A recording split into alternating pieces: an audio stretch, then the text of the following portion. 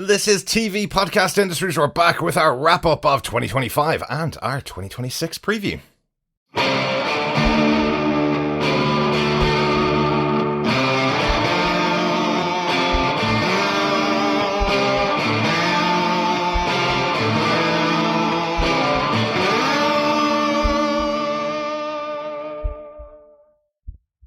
Welcome back, fellow witchers, defenders, industrialists, ringers, boys and girls, alumni, and detectives to our annual recap. This time we're talking about 2025, of course, because that's last year. And we're also going to talk about 2026 in our preview of all the movies and TV shows that we might talk about in 2026. I'm one of your hosts, Derek. Hello there, fellow industrialists. I am one of your other hosts, John. And rounding out this trio again, I am Chris. Welcome back, Chris, and welcome back, John. I know. Absolutely, thank you. It's nice to have you back, yeah. Thank you for holding down the fort. Yes, we're back. It's a new year. It's 2026. It's good to be alive. It is good to be alive. We've had a bad couple of months. Poor old Chrissy was in hospital with pneumonia, as we mentioned on our previous podcast. Thankfully, he is feeling much better, aren't you, Chris? I know, and my dulcet tones are only going to be more dulcet. Yes, as the pneumonia has ravaged my respiratory system. It just means the eardrums and the auditorial signals that people listen to will not be punished with my renditions of songs for the next few months. You will speak as though you're gargling mouthwash. Yeah. Yes. We may hear occasionally heavier breathing. That's probably Chris in the background, right? Yeah, exactly. If you have a heavy breathing cat emoji, get ready to use it a lot. There you go. And then, as the year wrapped up, we were going to record this just after Christmas, and well, I fell down my stairs, so I am out of the hospital on crutches and with a boot on. So I'll be sitting in the house for the next couple of months, which is a good thing for the podcast, right? Yeah. Yes. More editing time, you know? More editing time, exactly. Yeah. It's not like when people say go out and touch grass, you actually can't. I can't. Unless you go out on crutches and fall over. Yes. And I'll be like Nurse Ratchet looking after him. Thanks, John. I was going for more, what's the misery one? Yeah. Yeah, well, he's already hobbled, so I can't really hobble him. You know, there's still the other leg. Yeah, I know. In fairness, a lot of our friends did post the image of Annie Lux from Misery after that happened. Hilarious. I think it's because you keep calling me a dirty birdie every day, John. That's why people have that impression. But anyway, I'm doing fine. Everybody's doing fine. We're all ready for a good new year in 2026, Absolutely. I think. My nurse's outfit is on prime delivery, heading this way. Fantastic. Is that the PVC one or the leather one? Or do we have to wait PVC, and find out? easily wipeable. There you go. Always important. But let's talk about some of the good things that happened in 2025, guys. We did a lot of shows and a lot of movies once again. We did have a little bit of change up last year, as Chris, of course, had a lot of other things going on during the year. So myself and John were covering off the podcast for the most part. So we ended off mostly doing one podcast a week, but we still ended up doing about 78 podcasts for the year, which is only down about 10 or so. No, I know the number. I'm actually counting. We're down a little bit of the previous year, but not much. 78 is the number for the year. Yeah. And I will jump in here very quickly and speak on behalf of all our listeners and go, it was great. Thank you. I was a listener myself. I am a listener myself. And you got me through on a lot of great shows. And on top of that, big props to you guys for stepping in and doing those 78, which were planned across 3 people and it was across 2. So a big thank you for filling what can only be described as size 12 shoes. Fantastic. Yes. It was great fun. There were some times when we decided to take our 2-week holiday where things got a little bit messed up. But by the end of the year, we'd pretty much caught up on almost everything. We'll talk about the things we didn't catch up on as we get into the podcast. But let's start it out for the year. And because we have Chris here as well, he can jump in on some of the shows that he didn't talk about or wasn't there for.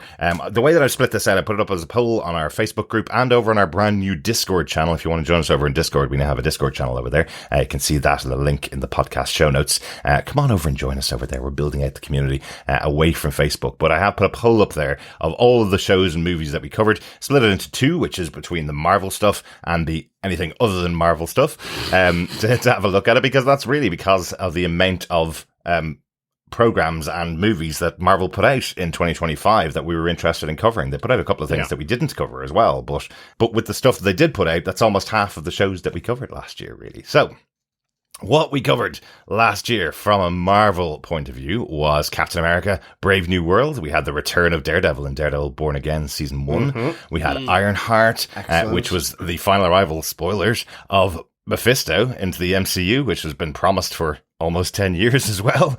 We had Marvel Zombies, the animated show, spinning out of What If. We had Eyes of Wakanda, an animated show based in the world of Wakanda. We had 2 more movies, we had Thunderbolts and Fantastic Four First Steps.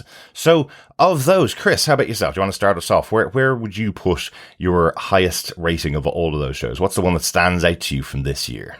If I go shows, I'm going to go Daredevil Born Again for last year. Like, that was the one that really stood out to me as a return to adult-themed kind of Marvel, that some of the Netflix Daredevil that we really were known to have back in the day, and in a story that really set up like the next street level phase of the MCU, which was just and it was way more ingrained than we thought it was going to be, and beyond that as well, it sprung from, I don't want to say development hell, but development purgatory for a bit. Kind of. So really just impressed with that. And then across the films, I lean more Thunderbolts than Fantastic Four. Fantastic Four was fantastic, but the Thunderbolts had just an amazing mental health analogy story, and just... It was a lot of characters we'd already seen, and the same thing, it like had changed in terms of what it was planning to be, etc. But just as a film, it just as a story and a narrative, fantastic. It was my number 1 Marvel film last year. I am not leaving out Brave New World for no reason. It, unfortunately, just seemed just not well put together. Sorry, the end product of Brave New World was not representative of what it could have been, in terms of when you put together all of those building blocks, like Red Hulk and the leader, and Anthony Mackie as your Captain America, as a follow-on to Captain America and the Winter Soldier, the TV show. Yeah, absolutely. Like, he's eminently watchable. We actually rewatched Captain America: Brave New World during the Christmas break, and he's so good on screen. He's really interesting to watch. He's got his own TV show now in Twisted Metal. He's got loads of other movies that he's done as well over the years outside of the MCU. But he's so well known as this character. When he's on screen, he really takes on board the pressure of carrying that major role in this movie. But there's just something that just didn't work as well. I think of all the movies that we reviewed last year, looking back at our ratings, that's the one that we gave the lowest rating to. We gave it a 3 out of 5. So Marvel tends to be, because we cover everything within the Marvel universe, they tend to err a little bit higher than that. But yeah, Brave New World was one that I think you rated as your lowest movie of the year, John. Yes, I did. I think, I mean, I've watched it since, and I just don't really as such care for it a great deal. It's great in the sense of just to watch and mindlessly kind of let it wash over me. But I think it got caught between a bit of a rock and a hard place, really.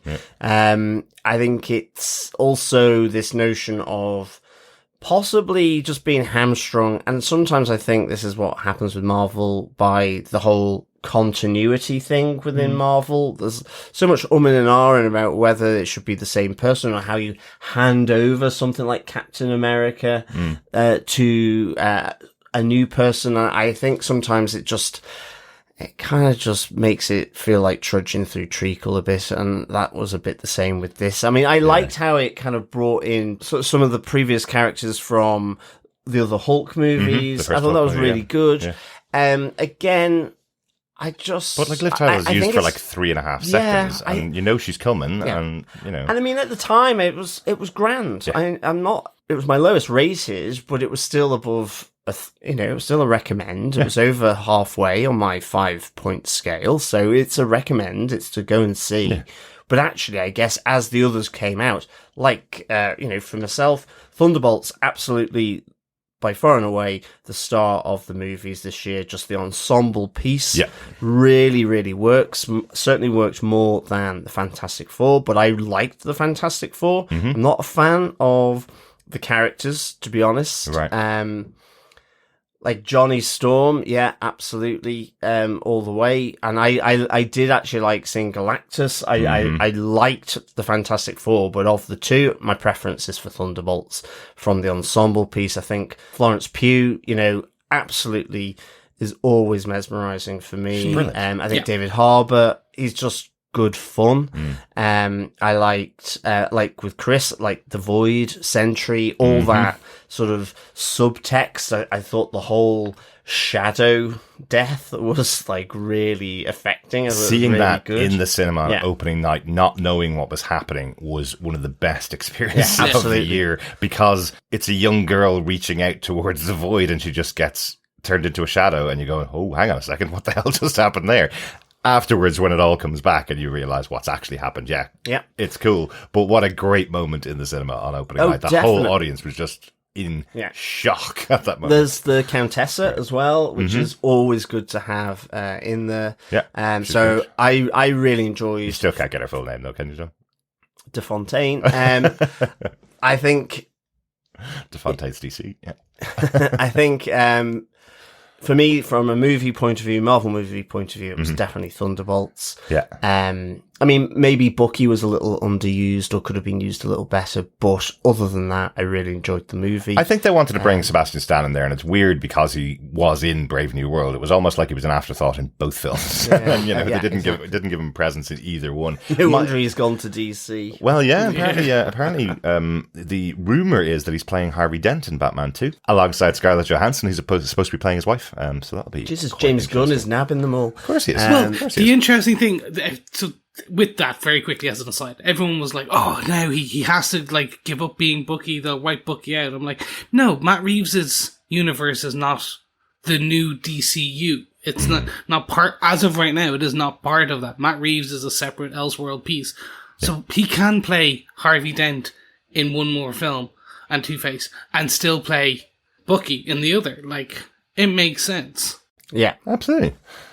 And also, he's a working actor, and he can't really live on 2.5 minutes of screen time every couple of years when they throw him a bone and allow him to appear. Like, the guy has been in most Marvel phases of movies right back to the first Captain America, of course. So he's been around for a long time. So he deserves a role. The one thing I will say, just what you were saying about Captain America Brave New World, John, the one thing I will say about it is, being a Marvel fan who has seen the evolution of the Captain America and Bucky and Falcon storyline, as we are, and as we podcasted about all of those movies and the lead in, and then we watched a TV show which answered the question why Falcon took on the mantle of Captain America and why he believes he is the right person to be Captain America, to it then be kicked back to the start.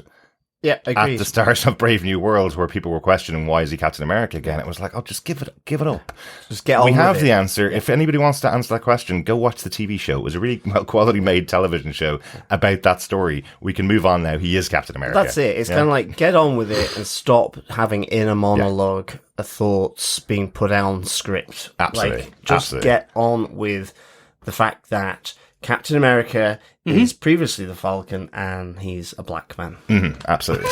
Like, I mean, literally get on with it and get over it. Yeah. And we will see that transition, like, and play out on screen again, because you're going to have Captain America and Steve Rogers on screen at the same time. You're going to have Sam Wilson, Captain America, and then just Steve Rogers. Like, they're going to be very blatant. Will they, though? Oh, I don't know. It's really interesting. I think it's because we've just been talking about a movie saying A Brave New World. Marvel is failing to grasp that like moniker of their next phase being A Brave New World, and are just having to fall back on the previous characters. Yes, they were huge. Yes, they were brilliant. I'm not saying I don't want to see them, but my goodness, like...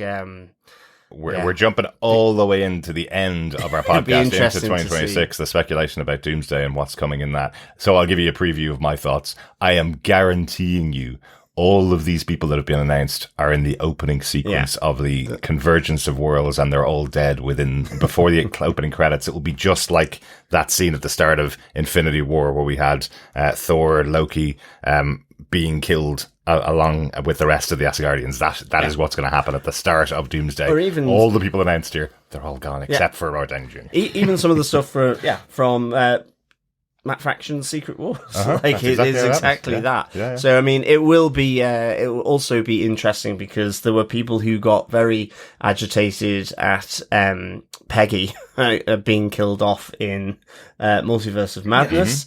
But anyway, character, yes. Yeah. So, but equally, again, it was another part of the multiverse. So it'd be interesting to see.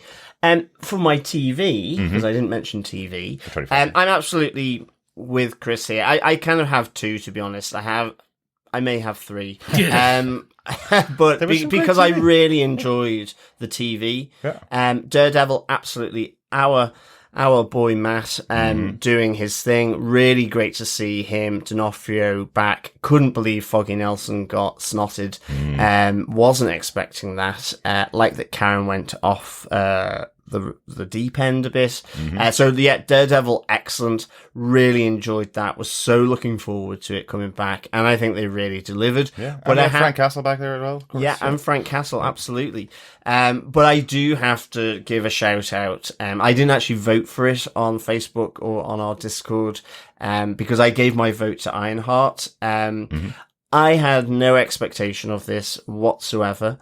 And the only thing I was really excited was that the Red Hood the Hood, I should say, was going to be in it. I just really, really liked how it played out. I really liked how Riri, in a sense, was kind of this mirror image of the Hood, ultimately. I liked that she made questionable choices. Absolutely. It wasn't Iron Man just spelt wrong. It was someone completely different who, yes, idolizes what he did, but wasn't having the one-on-one mentoring all the way through from Tony Stark, was just having to get on with it and had to make dubious and problematic decisions to the point where, as well, the other thing that we've been talking about and joking about and seeing in other shows where he blatantly wasn't, was that Mephisto turned up. So I really, really enjoyed this. I liked the fact that it was another little bit of magic from the Marvel Magic verse here. Certainly having Zelma as well, who from the comics is was a librarian helping Doctor Strange. She's also in Strange Academy. Very cool. So I just thought this was really, really good. As well, I've heard, I think you were mentioning it, Derek, that the Strange Academy is back on the possible slate. So I think this will be still back in development. Really, really exciting if they're able to develop something from that, because I know when I first picked up that comic, I just didn't know if I was going to enjoy it. I know why, John, because the cover of that comic has the son of Dormammu goes to a Strange Academy, and you went, what? Well, I did. Going to be? Is this like Muppet Babies, but set in the Marvel universe or Marvel characters, And it turned out to be, he's a great character, and the story's really, really good fun. It's really, really good. It's really well pitched. So I wish the development of that all the very, very best, because it is something I'd really be interested to see come to fruition. And I think it gives an alternative to sort of this Professor Xavier's school, which I know there's a lot of X-Men fans. It's not that I'm not an X-Men fan, but again, it's one of those where I think it's because we've just watched X-Men Dark Phoenix, which was pretty grim. And I guess it was a bit like with Fantastic Four, where it was like, okay, you're just doing the same thing. So I'm hoping Strange Academy is kind of like the replacement for Professor X's school. Maybe. Like, I think we're definitely going to get that when we get the X-Men in the MCU. I know. I think it will be a great MCU replacement for another University of Witchcraft and Wizardry that I don't really want to watch anymore. So I'd really like to have an MCU version of that in Strange Academy. That would be quite cool. Well, they could certainly, sort of capitalize on that for sure. So Ironheart really, really, really liked. It was great, wasn't it? I want to give a real shout out for the animation this year for Marvel, because they've done so much good animation. Even the Friendly Neighborhood Spider-Man, which we didn't cover on the podcast, that came out last year, a new season coming this year, that ended up being really good fun. And I was watching an episode again today and reminded how good the theme tune was, that the remixed 60s theme tune with the rap over the top of it. Excellent. Yeah. If you haven't heard it, just check out those first couple of minutes. That was really good. The Return of X-Men 97 was really good. But the two big animated shows this year, where we had Marvel Zombies, which was the 4-episode tale spinning out of What If. Absolutely loved that story in the end. I remember being quite disappointed by the Marvel Zombies story they told in the original What If series. But this version of it was, again, brought back the adult content, like what they did with Daredevil Born Again. We see characters you absolutely don't expect to die being killed on screen very quick, very short shrift. We brought in so many characters from the universe that we hadn't seen in many years, like the Eternals coming in, like Shang-Chi in there as well, which was fantastic. Really well worth the watch, and well worth 4 episodes. Hope we'll see some more of Marvel Zombies in the future. Yeah, it's really cool. Definitely, because that was the other side of the TV that I wanted to mention, was the animation, because I really enjoyed Eyes of Wakanda. It was fantastic. It's not to say that I knew what I was going to get with Marvel Zombies. That's not true, and I really enjoyed it. X-Men and Spider-Man, really, really enjoyed. But Eyes of Wakanda, I wasn't even on my radar. And then it came, and it was just 4 really neatly connected tales of Wakanda. And I kind of really liked the way it just spanned sort of history, really. And who doesn't like a BBC? A big black cat? Yeah, exactly. It was really good. There are rumors that that's the most expensive animated Marvel project that's ever been. The 4-episode series for Eyes of Wakanda. The studio that was producing it did it to such a high standard that the cost of production for those episodes alone was higher than any of the other shows out there. Excellent. So that's why it will not be returning for a second season. I was going to say, and that's why we're not getting any more. Even though exactly. That's my honourable mention from a Marvel perspective. It was like John, I did not know what I was getting outside of Mark Bernardin was one of the writers and was connected to it. So I was like, it's going to be good, because usually things he attaches himself to are. So I was like, oh, this is going to be fun. When I got into it, and by the end of it, I was like, I would like more. I know we won't get it, but now I'm like, a bit more explanation. But yeah, no, definitely a good one. Derek, did you have anything else you wanted, from a live action perspective, you wanted to give its flowers? Not really. You guys have covered it all. The Return of Daredevil. After so many years away, we started out our Marvel side of our podcast with Daredevil. That was the first thing we covered here on the podcast. So very special to us. We absolutely love those characters in Daredevil, and knowing we've got so much more coming up in the future, it's fantastic. Chris, you mentioned the retooling of it. Really evident at times. Really noticeable when they ended a storyline that was clearly the vision of the original creators of Born Again, and started up a brand new storyline for the last couple of episodes, setting up the next season, which is really exciting. But I wish they'd given a little bit more of a breath in there. But it was so exciting to have those characters back and see so many of our former characters from the Netflix Defenders universe on screen again, and knowing that so many more of them are coming back this year, just in a couple of months' time, is really exciting, which we will talk about later. But the only other thing that I'd mention, I really did enjoy Fantastic Four First Steps. I thought it was the joyful cinema experience that I really wanted in 2025. I came out of it with a big smile on my face, which is exactly what I wanted from it. While we've been saying it's not the best of the movies, Thunderbolts is definitely the best of the 3 movies that were released. That's the one I came out with the big smile, going, wow, that was really good fun.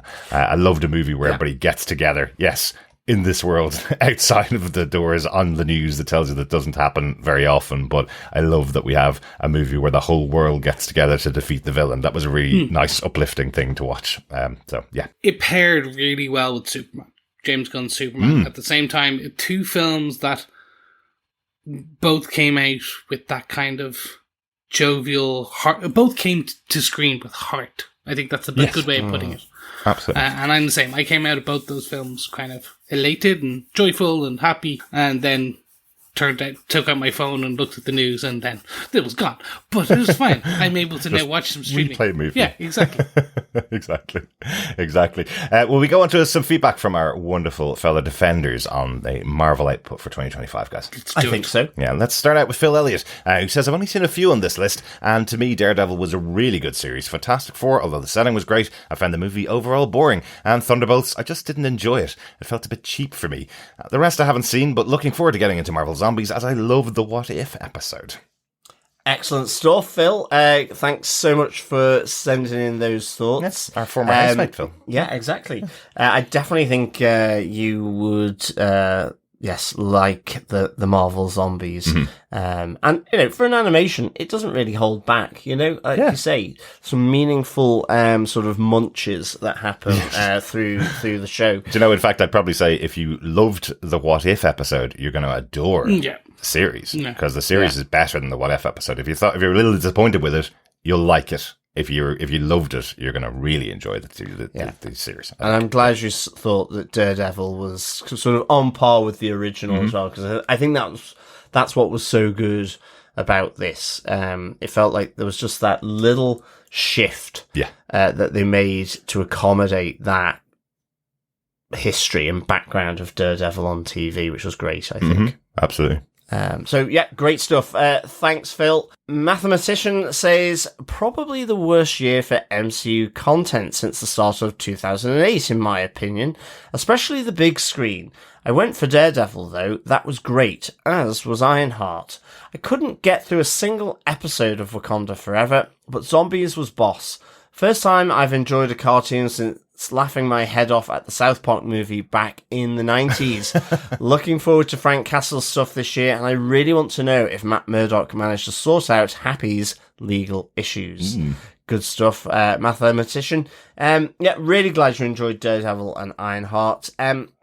Yep, I can totally understand the Eyes of Wakanda isn't necessarily for everyone. Well, if you don't like animation, I would definitely say there are moments that are in the artistry of the animation that really stood out to us, as we talked about in the podcast. I think that are in one of the episodes, the Iron Fist in Eyes of Wakanda. That episode earned us 5 out of really 5, good. didn't it? Yeah, it was superb. It's superb. Marvel Zombies was really excellent, and I can recall laughing my head off at the South Park movie back in the 90s as well. Oh, absolutely. God, they've had a massive resurgence in 2025 as well, haven't they? They were just absolutely at the forefront of satirical content. Well done. Welcome back, South Park. And glad you enjoyed some of that stuff there, Mathematician. And will Matt Murdock sort out Happy's legal issues? Because the last time he was on screen, he was telling Happy to go and get himself a lawyer, because he was at fault for the things that were being brought in front of Peter Parker, right? So, absolutely. Maybe Matt helped. And he did save them from a brick, so that definitely helps. Yes, absolutely. Chris, do you want to take us away with the next piece of feedback? Yes. So Harvey Lucas also had some thoughts on our Marvel output, where he said, I had a hard time with this one. Thunderbolts was a surprise 8 out of 10 for me. Daredevil made me so happy, especially that we're getting to see this Fisk stuff pay off. The stuff from Daredevil Season 3, but also Hawkeye and Echo as well. Zombies focusing on the heart of Phase 4, Kamala Khan, and the most awesome Hulk was fantastic. In the end, though, I have to give my vote to Eyes of Wakanda. Having spotted the artifact in the first episode, I was initially expecting it to be an Easter egg. As the next episode progressed and we were following the other pieces, I got more excited for the possibility of what was to come. But I had no idea it was going to be so superb. I love a good time travel story, and this one, it elevated the Black Panther movie for me. I will be watching it many times, especially since it's an easy 4 episodes. Thanks, Harvey. Yes, the Easter eggs, or what you think is Easter eggs from the artifacts and the things they are chasing. In the beginning of that story, it really is like, ooh, I think I know what that is. And then that story at the end of it and how it comes together was just fantastic. Yeah, great stuff, Harvey, on the that moment, the artifact from the first episode, carrying all the way through the episodes of Eyes of Wakanda. It's only 4 episodes. only half an hour each, Yep. and well worth a watch. As I say, for me, the big highlight was having a new Iron Fist on screen after not having Iron Fist around since the live action show. So yeah, that was awesome. Cool to see that. Yeah. Really good to hear. You enjoyed the Daredevil as well. So that again, I think it was just one of those things that was just so good to have it finally come to the screen and pay off on loads of different stuff. Yeah. So yeah, good stuff. Thanks so much, Harvey. Oh, absolutely. Sorry. And one other thing you mentioned there, Kamal Khan being the heart of the MCU. I just rewatched Miss Marvel for reasons recently, and she is so fantastic. She really has such a presence. I can't wait to see her back in the Avengers movie coming up next year, or this year. Excited to see the character back again because she's so good on screen, and she was great in the Marvels as well. So, yeah. Great stuff. Over on our Discord channel, Philip A. Girl says about Marvel, Thunderbolts had real heart. It was able to make the most of Florence Pugh's charisma, using her performance to draw us in and make us care about minor supporting characters who were largely forgotten from earlier projects. That's absolutely true. Yeah. There's some characters there that had only appeared in some of the TV shows. There's some characters that were just memes on the internet to a lot of viewers. So having it all centre around someone as cool as Florence Pugh, playing the role so perfectly from the beginning to the end, she did feel like that real leader character. So yeah, fantastic. Really enjoyed her performance there. Yeah, definitely. She was brilliant. Yeah. And the way she plays off David Harbour is fantastic too. Yeah, really good. Especially since a lot of people do meme the Black Widow film, like that relationship still being such a central part of later MCU is I'm happy with. Excellent. Thanks, Philip. So on the other side of the house, the other shows that we covered in 2025 outside of Marvel, of course, we returned to the Boys Universe with Gen V Season 2, Invincible Season 3, a cracking animated series, the third season of that.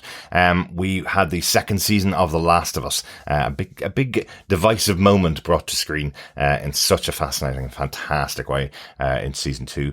We had the fourth season of The Witcher, a recast Witcher in the penultimate season of The Witcher. Yeah, he still had the grunts. We were speculating that they may have just used the sound bites from Henry Cavill's Geralt of Rivia and just put them over the top because they were so sound alike.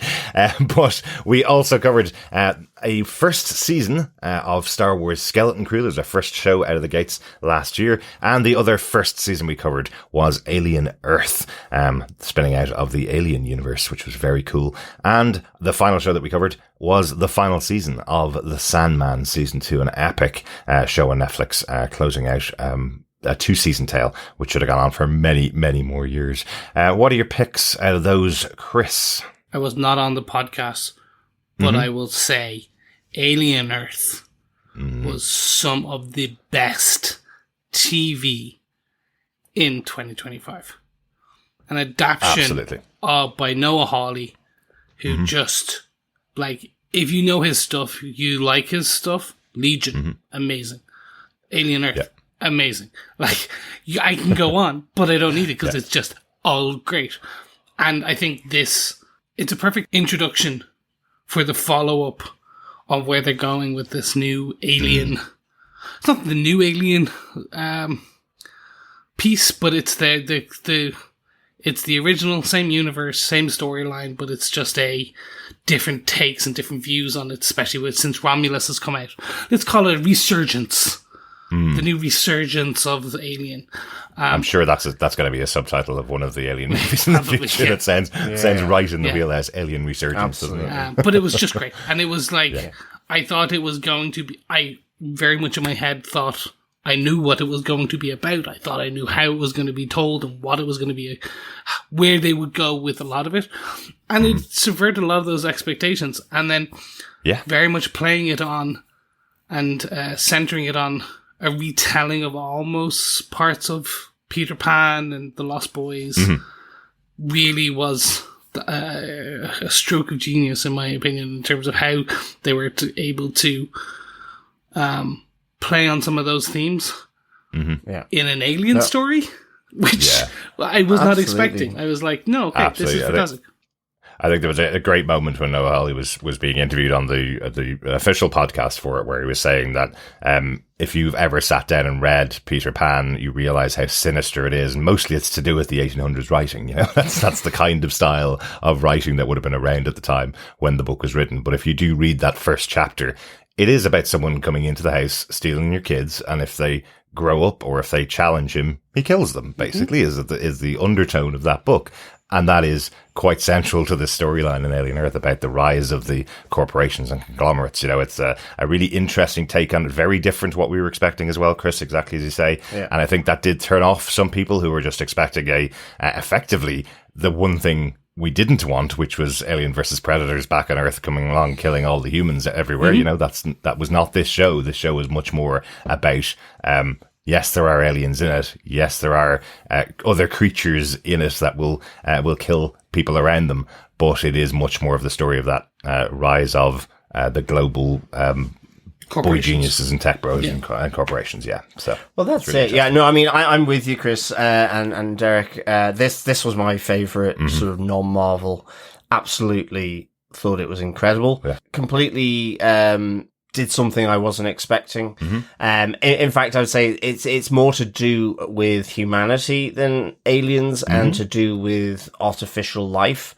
You know, in a sense, it's that power play between the humans and the things that they've created. Yes. I mean, dare I say it, the Prometheus of humans creating fire, which they burn themselves on when they play with this, which is what we see with Boy Cavalier, who is one of the standout nasty pieces of work from this year. Yeah. So well done. And I mean, you know, to also bring into the lore of Alien, I think if you're going to redo Alien, if having to revisit IP and sequels, prequels, whatever calls that you've got to do now because the studios and TV studios are so risk averse, then do it like this. Do a reimagining of it where it completely circumvents, like, it even being in space. You know, it actually goes the opposite from in space, no one can hear you scream. It's on an island. No one can hear you. No one cares if you scream. No one cares if you scream. Exactly. And I think out of that, what he's done by having his little kind of smorgasbord of other aliens that arrived on Earth as well, is you got Teoculus. We have the alien, was fantastic. Absolutely love that little critter. Yeah. Probably why I rated this show, I think, highest of all of the ones from this season. I love the fact that he, I'm guessing, but it looked like he also sort of took from Half-Life with the thing on the roof, the plant life. I love it where they kind of go, is it flora or is it fauna? I don't know. It presents itself as flora. So this was just great. I loved it. Absolutely loved it. I think coming in very closely for me was Last of Us Season 2. I just think the continuation of that was really hyped for, and it delivered. And it delivered really, really well. I mean, I think most of the non-Marvel stuff I just really enjoyed this year. Even Star Wars Skeleton Crew, I keep repeating. No one told me anything about no atom. I mean, gee whiz, I can't believe I'm still saying that phrase that Nick Frost was saying. I just thought, you know, in a sense, as a kid's kind of live action entry into the Star Wars, I thought it was really, really good. It was a great adventure. A great adventure. I enjoyed that more than I thought I was going to. Do you know, I keep thinking... And the same with Witcher Season 4. I just was pleased to be actually back in the world of The Witcher. I quite like it. Yeah.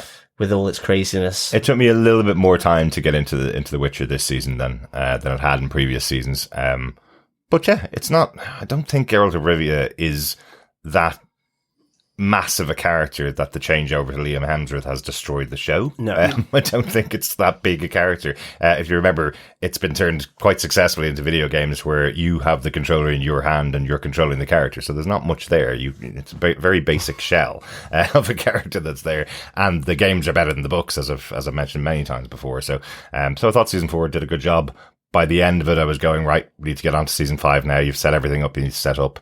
And there was some great moments in there. And then having the Rats movie spin-off was a real surprise and a bit of a weird way to do it. They had a spin-off of the characters from the show, which we won't talk about that bit, but you could only watch it if you'd watched the episodes of the show. It only unlocked for you on Netflix if you watched every episode on Netflix, which I thought was really interesting. I'm glad we watched it, and I'm glad we kind of podcasted on it as well. Me too. Because, it was actually still quite good. I mean, it was a bit weird, as you say, how they did it and how it linked into the overall series. So it potentially has a bit of spoilers about it. Big time. Yeah, you do not watch it unless you've seen The Witcher Season 4, of course. But it was originally intended to be its own show, got canned, and then turned into a movie featuring these characters, one-off film. And Dolph Lundgren. Don't forget Dolph exactly. Lundgren. Yeah. Good old Dolph. And I mean, for me, some of the Witcher spin-offs, whether it's the animation or the Blood Oranges, has always been really good. Still can't say Blood Origin, can you, John? It is, that's what I said, Blood Origin. There you go. I'm going to quickly give Invincible the flowers it and kind of just it deserves in this year or in last year. It came out so early, back in February, March, that I forgot it was last year. And we are waiting for the next one, and we are getting it this year, supposedly. And in March, it's going to be what I can only assume is going to be spectacular. It is one of those shows that I've always thought, there's no way this will continue. There's no way that they will adapt this well. There's no and every year I see more people talk about it. I see it, more people kind of get on board, and I see them actually land like each episode or each overall story arc. So I'm just flabbergasted and so happy, and I'm hoping it's very much like Community, 6 seasons and a movie. I'm hoping Invincible 6 seasons and a movie. Like that's where I'm kind of aiming for in my expectations. And I know one of the things we do talk about in the podcast, Chris, is the casting that they use to hype up the show is fantastic. You know, a lot of the actors that are there are all from the Walking Dead universe. So this season, one of the big moments is that we had the main actor who played Glenn on The Walking Dead facing off against one of his biggest villains, played by Jeffrey Dean Morgan, who was the character that killed Glenn in The Walking Dead. So what a great moment to get anybody who is missing The Walking Dead to have a little moment where they can have a little bit of wish fulfillment to have Glenn win. Yeah. I will say, since I've missed The Witcher, I'm less on season 4. It's not that it's bad, and it's nothing to do with Liam. It is very much actually I think this episode or this season felt a lot more drawn out. They were trying to set up everything to finish it for the next season, and this just felt. I jokingly called it the season that could have been an email. It just felt like there was some important things in there. There was some nice things in there, some great scenes and some great parts, like half episodes. It just felt some of the the journey could have been cut, if you will. I don't know, and I can't put my finger on any particular. Well, no, I can put my finger on a few threads where I'm like, nope, that makes no sense, and I don't like that. But anyway, I'm happy to see it's still there, and I think let's get to the season 5 and see how they land this plane, and I'm going to be very happy with when they do, because they've completed the story, and we can see their vision end to end of how they want to do it. And I, for one, would much rather that than just saying, oh, well, Henry Cavill's gone, so we're not going to continue the story. It certainly wasn't, and we talked about it on our podcast about it, it certainly wasn't the 4 out of 10 type of ratings that were being given for the episodes. That was just unbelievable to me that people would take the time out of their day to say, not, this isn't a show for me, this is a show that nobody should watch, it's badly made. Yeah, it's not. It wasn't. It definitely isn't. But I mean, there were some really good action pieces in this. I mean, the attack of, by Vilgefortz against all the sorcerers and sorceresses, fabulous, I should say. Like, really, really good. I think episode 6 and episode 4 were just kind of real standouts from that series. I think you're right, Chris. I think took their time with it, and there was a little bit of going over things, and partly probably for because Liam was involved, and partly because it had been so long since the last season. Yeah, I mean that's the other side of it. Exactly. Liam took over when there were rumors that Henry Cavill was going to go back and play Superman again. Like that's how long ago this was, 3 or 4 years ago, when he stepped out. So I did really like the idea that the opening would be Liam, in the moments, going back through the previous 3 seasons, having those big moments and him playing the role. I thought that was a really good idea. It did take up an entire episode of the show, which there's only 8 to get us through for a season. But thankfully, not long to wait until we come back with more next season. So really good. Guys, from the poll from our wonderful listeners on Facebook and on Discord, our lovely listeners do agree with us that Alien Earth was the best show of the year. Closely followed by The Last of Us Season 2 over on Discord, and it's the Sandman final season over on Facebook. I want to mention the Sandman final season, and I absolutely loved the treatment of the show. I know John has never read any of the Sandman comics. Still haven't. So he was, Badge of honor. He was being guided through it, and I felt there were moments that I was waiting to hear what John thought about episodes of the show, because the stories are so central to me, because I've read them many times over the years, and I'm so glad they were able to bring you along as a non-reader of the comics in such a detailed way when they only had these 2 seasons to tell this massive epic story. They really did a good job with it. I think that the writers, definitely, actors behind the show, fantastic. I think when you're tapping into a source material that is so rich and almost unfilmable and structured.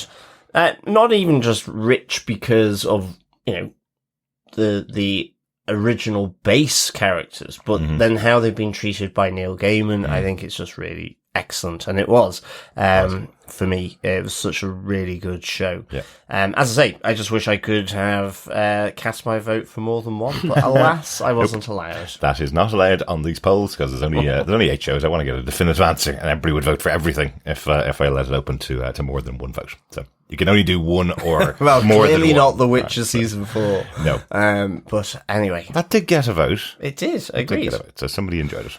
Exactly. Fantastic. Let's get into some feedback on the other shows that were done for the years, guys.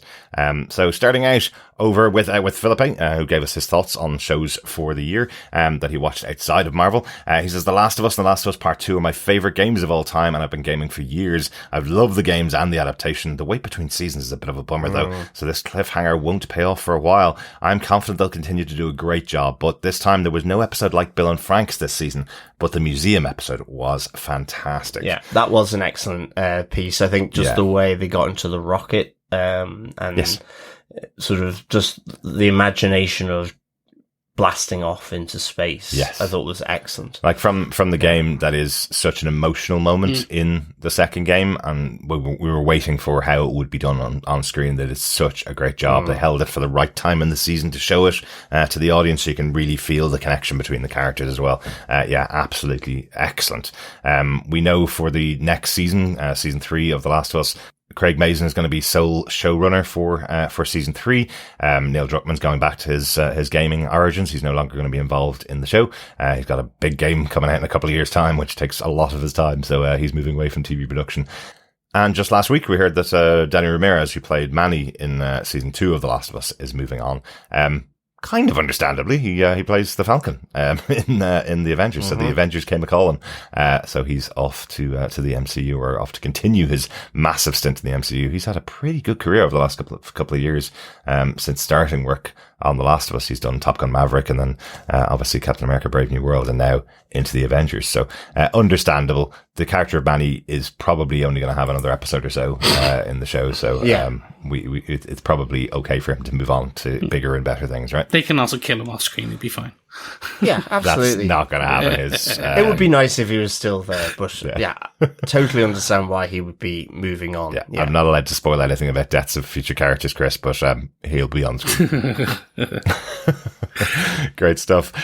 So yes, other feedback on shows from last year. Joel Sharpton just simply says, so much great TV this year. Yeah, absolutely. Loads of good stuff. So much we didn't get to see as well, which we will come to very briefly as well. So totally with you there, Joel. Yeah, and Brendy Muller says, I wish I could have joined the pub quiz. I was late to the party, but Gen Z was fantastic. The new season of The Boys can't come soon enough. Mm-hmm. Your clever ways of keeping a mature show PG is extremely entertaining. Yes, I do quite like that myself, Brendy. Yeah, great fun. A bit of innuendo is always good. Absolutely, or ectos. Yeah, exactly. It's always good fun, but the only thing I actually still find challenging is finding quotes from the show. We have a quote at the top of every single podcast, and every week for Gen V, I'm going, is there any parts of these episodes of the Don't Curse in there? We should just do a foul-mouthed, smutty podcast. Honestly, we would, and I think we could probably get it done now, but unfortunately there's now transcription services on every single podcast service that we use, from Apple to Spotify. They all transcribe. Absolutely. And they will literally cut us because we're marked as a but you should see what they podcast. Say when they transcribe what we do say on our PG podcast. It's so blue. They really don't like my accent.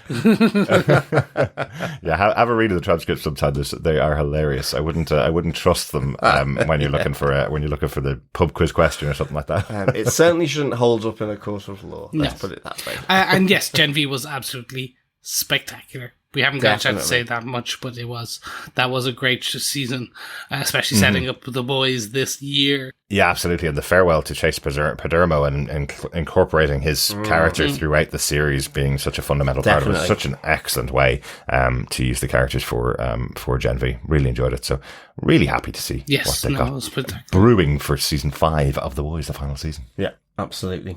Thanks, Brendy. Yeah, thanks, Brendy. Thanks, Brendy. We also have some feedback from Coffee and Vodka, who had this to say. Greetings, fellow Old Lang Syne defenders. There's been better, there's been worse, but what else to expect from streaming content made in an age of celebrated dystopianism?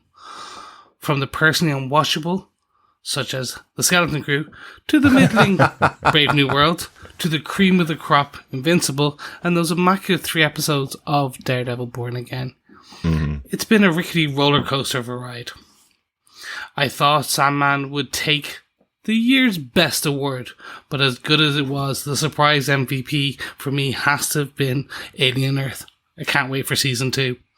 What smoothed out the ride has been your discussions, though Chris has been missed. Glad to hear he's doing better. Thanks, Coffee and Vodka.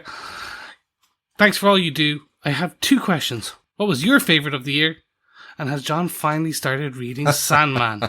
Peace and take care, Coffee and Vodka. Well, Coffee and Vodka, the answer to part 1 of that is all our earliest discussions. And the answer to part 2 is no, and I think he's like he said, it's a badge of honour for him. No, it's not. It's not. I would never say that about not reading something. Because he only watches content now. Yeah, absolutely. Yes. Happy you've never read that either. Yeah, exactly. Yeah. But I think, I mean, it's just on a very long list, and it's given the size of the books, or the collected hardback ultimate editions that you have, I would probably get crushed under the weight of them if I tried to take them on holiday to read by the pool. It would just be suddenly like it would fall out my hands and would crush my head, and there'd just be this like watermelon explosion. They're so heavy. So, but I've read them all, and my arms aren't that much stronger than you. Yeah, but I've got weak wrists. But I think. Yeah, they're just on an incredibly long list. At the moment, you see, I've got The Devils by Joe Abercrombie that I've got to read. Mm-hmm. I have his new trilogy to read. The rest of the Wheel of Time. Yes, at least the next book in the Wheel of Time. Mm. So there is a lot of stuff, but I do think I will get round to them this year. But don't quote me on it. But I think I will. No, I think I will. I think you'll get started. I can point you in the direction of some good ones. I almost had you reading Death, the High Cost of Living before we had podcasted about that final episode of Sandman. I had it laid out, ready to go for you to read. And he put a coffee down on top of it and went, "What is this? A coaster?" Well, we need to get our lectern so we can open it up. Exactly. And today... It's like a Bible reading. Exactly. Sandman, yes, absolutely. Great stuff. Thanks, Coffee and Vodka. Thanks, Coffee and Vodka. We get to some of the shows we missed in 2025, guys, because you mentioned one right there, Chris. One of the shows that we had to sacrifice this year was the Wheel of Time season 3. Just turned out to be a really bad time. Chris was moving house, or has moved house, has moved out of his home during that time, and then we went on holiday, and when we came back, we were waiting for a point, because it's Chris's show, for Chris to come back, and we ended off getting backed up with all the other things that we did. And then quite quickly, sadly, after the show had been released, they announced the cancellation of the Wheel of Time, which is really sad. It is. It's especially, they were doing something different. They were doing something quite unique. And I think the unfortunate thing is, and strangely, I think when you put it down to business exec A and business exec B going, okay, well, we have Lord of the Rings, Rings of Power, a high fantasy show costing X, and we have Wheel of Time, a high fantasy show costing Y, and they just see both as that high fantasy show A and high fantasy show B, and they put costs and some of the things together. I think it was just unfortunate product of what the time we are in terms of cost savings and things like that. I think apparently it was still doing some good numbers, just didn't do the right number of numbers. The cast was spectacular. Rosamund Pike again knocked it out of the park as that. And the I would have liked to have seen some of the later parts of the series of books on screen, and who knows, maybe in the future. But I think my imagination is the best I will get out of it. Yeah. Well, with the rise of generative AI, I could just probably do it myself. Yeah, I'm sure that would be amazing, because AI is brilliant. Keep AI out for creative arts. Thanks. But the one thing I will say, but from behind the scenes, the cast were saying that they were noticing a distinct shift in the fandom by the time it got to the third season. The fandom of the people that were just saying it's not the books, we hate it, had kind of either gone away or had been convinced to enjoy what was being delivered for them. But the one thing that they were always saying was a bit of a challenge for them. There's 14 books in the total series, including the Brandon Sanderson taking over, and they hadn't defined exactly where the end point for the show was. And when you have a lot of actors on a show like that who need to work out their timings and when they're going to be free, and you don't have an end point for them, it gets difficult to lock them in for a long-term storyline. So there were questions over how long the show was going to run. And as you mentioned, Chris, yes, of course, something like the Rings of Power being connected to the Lord of Rings, which is a much more recognizable franchise, new movies coming out in the next couple of years. So having those two properties on the platform, if you have to make a decision between the two, Rings of Power is probably where you go. But it did seem to be that the dial was turning towards people watching it. There were more people watching Wheel of Time, but just not enough to say, well, we'll invest in both. Because of course you can support two fantasy shows if there's the numbers there to do it, but they didn't have them, unfortunately. But John, you watched the season as well. I did. I really enjoyed it. In a sense that there's almost a bit of regret they hadn't pulled in some of the future or past elements a bit sooner. I know there'd been little glimpses of it, like at the start of season 2, just very briefly, and then that was it. But I loved how they were exploring the Forsaken more. I thought that was really, really good. And I feel, it's like you say, I mean, I wouldn't know where to start with 18 books. I think, and probably even people who I know who've read them, such as yourself, Chris, but also Nat and so on. It's just yes, there's a drop off, let's just say. Yeah. And I do think, maybe Chris, you didn't say that, but I know Nat sort of, I know he's said, there is a drop off. He's always said, the first 6, I think 7 are the really kind of focused and really good. So and to be honest, I was really enjoying this, but it's difficult to understand where it would finish. But I did watch it and I really enjoyed it. And it is a bit of a regret that we haven't done it. The completionist in me wants to do it. And maybe at some point, if we have downtime at some point, I might, a bit like how we did Penny Dreadful that time. Yeah. Totally finished, but we did it, and we did 3 seasons of it. So. Well, that was based on the fact that there was a new season. Well, that is true. That is true. Who knows? It might get taken up somewhere else. So, certainly, yeah, I think Wheel of Time season 3. Again, we didn't do Andor season 1, but again, Andor season 2, really just great. Wish we had done that. I don't know what this says about me, because I think there's Andor season 2. I didn't think anything of it, but we watched it, Welcome to Derry, which was fantastic. Really challenging, really scary, really sort of disturbing, but absolutely loved it. And then also kind of watching roughly at the same time Heated Rivalry, which was just fantastic, really good. And great gay show. Yeah. Absolutely. So I'd love, speaking of doing a smutty sort of podcast, not that it was smutty, but we could have quite easily done it for Heated Rivalry. I don't know the fuck you're talking about. Exactly.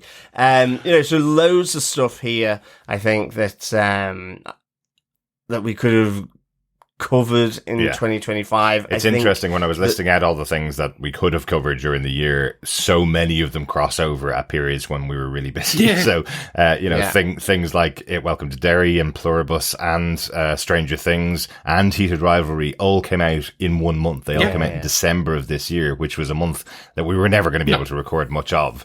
We finished our podcasting for December back on the second week of December, and then we wouldn't have been able to record again anyway. So we would literally have to move to doing a reaction thing. Exactly. And go, yay! Right, on to the next one. Isn't it awesome that guy's scored a goal in Heated Rivalry? Is that what we were supposed to be watching for? Because I was watching for the hot men in that one. He scored a goal. But yeah, I would say for me, my biggest show of the year that we didn't cover, the one I absolutely thought was incredible, was Welcome to Derry. Yes. I'm a huge horror fan. I think that it's such a brilliant job. Andy Muschietti bouncing back from the worst DC movie. Nobody can tell me different. The Flash came back to where he does better work, coming back to horror, doing a brilliant treatment of a prequel series. How do you do a prequel series based on, 4 pages of the original It novel telling you what happened and deliver something so scary and so good? Like Welcome to Derry, this is how you do it. He did it brilliantly, and I'm so excited if they get the other 2 seasons, which go backwards in time. I'm so excited to see that. It'll be really, really cool. I will say the sequel, Derry Girls, really just a different flavour of the show. It is, yeah. That's hilarious. I was just thinking, it's also a horror movie for the Orange Order. Welcome to Derry was one of my top 2. Like, it just was not expecting what it was. And as each episode continued, I was like, okay, this is a bit different. And again, just with the Losers Club and how you're expanding out the 27 years, just fantastic. The connection to other Stephen King properties, without giving anything away, and how that is done, and what is done, and why it's done, and makes me want those properties as a follow-up as well. Yeah. A kind of a pre-shining or shitting, as it will. Fantastic. Absolutely. It was really, really good. I think the way I kind of describe it now, having watched both series, Welcome to Derry is a show about kids going through horrific experience. Stranger Things started out as a show for kids going through scary experiences and has gone all the way up to them now being adults going through these experiences. So they are similar shows, but I wouldn't sit a kid dead in front of Welcome to Derry just because there are 12-year-old kids in it. My God, they tell you right up front in the opening scene of the first episode, this is a show not for children. Do not put your children in front of this. What did you think of Stranger Things, guys? That was going to be final season of Stranger Things. That's my other top 1 for the year. So happy with how it was done. The format in terms of part 1, part 2, part 3. I actually enjoyed it. I wish it could have almost been shorter, even if it was weekly. I kind of like the idea that, if we don't have Thanksgiving in Ireland, but it's an American show, so putting it Thanksgiving, Christmas, New Year's, what a great way to say, right, you've got a day off, sit down and watch the show that you've been watching for 7 or 8 years now. What a cool way to use your holidays. Agreed. It's just very much for us, if you can't watch it within the first 2 to 3 2 days, being very honest, minutes, you cannot go online. Yeah. I love the make up your own mind ending of how whether certain people and places and animals and things survive and where they are in the future. And I like that. I like how it was told. I like how it was pulled together on that thread. As a property. Yeah, because there's absolutely a temptation when you get to an end of a show that's been so dominant like that on Netflix. There's a temptation to go, well, we'll leave something there.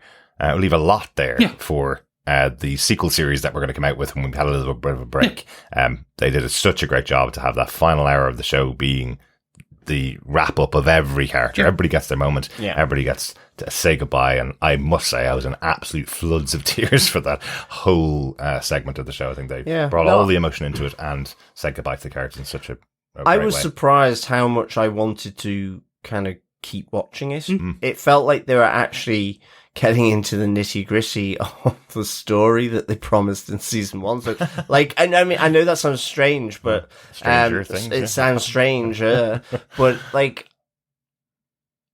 it's not that I didn't like the previous season. It's just I don't really remember it other than the sort of the big death. They're running up the hills. Yeah, exactly, and it's kind of like that overtook it a bit. But I just found compelled to keep watching Stranger Things and was annoyed that there was this gap, actually. So fair dues to them. They really pulled me back in, and I really enjoyed this final season a lot. And I was glad how it kind of wrapped up, really. Really nicely. Supposedly you might be getting a secret episode tomorrow. No, you're not getting a secret episode tomorrow, people. That day's passed, and I loved how Netflix are playing with the fans who thought that it was all going to be rewritten. They started out going for one last ride on the 12th of January, the making of episode for Stranger Things. And then they put out lots of amazing epic storytelling to come and put out their trailer for all the shows coming out from Netflix this year. And then finally they changed the title on Stranger Things, saying all episodes now available to stream on Netflix on their adverts, just to say, right, it's done now. Everybody, go watch it and enjoy it. Rewatch it if you want to see more. So yes, glad they did it that way. There's one other thing that we didn't cover this year that I really think we should have. I wish we'd been able to, and we didn't get to the cinema in time to watch Superman. It is a DC movie. It's the first big movie in the new James Gunn universe. So it would have been fun to go and chat about that on the podcast. But we started out the podcast many years ago as a Batman podcast when we were covering Gotham. So we will always cover Batman movies when they come out in the cinema. But the rest of the DC universe has been a little bit hit or miss as to whether we cover them. Superman just came out again in that whirlwind of time where we couldn't get to the cinema in a reasonable amount of time. But we've all seen it, right? We've all seen Superman now. Hopeful movie? I think so. Definitely. The kind of Superman that you want to watch, right? The kind of one that gives hope to everybody around the world that there is someone there that will actually try and save people. Absolutely. Which is great. It's not the MCU. It is not... That's not what they're trying to build. They're building their own rule set about what these films can be, and I think, we'll probably end up chatting about it before Supergirl, when that comes, hopefully. So, I think we will probably be able to, even if our thoughts are part of Supergirl, we just call it the Supers, a review by TV Podcast Industries. Maybe. I think we could probably reserve one podcast to talk about Superman and then another podcast to talk about Supergirl if we're going to go into the DC movie universe. I think it's just... I think it's like you said, the word hopeful.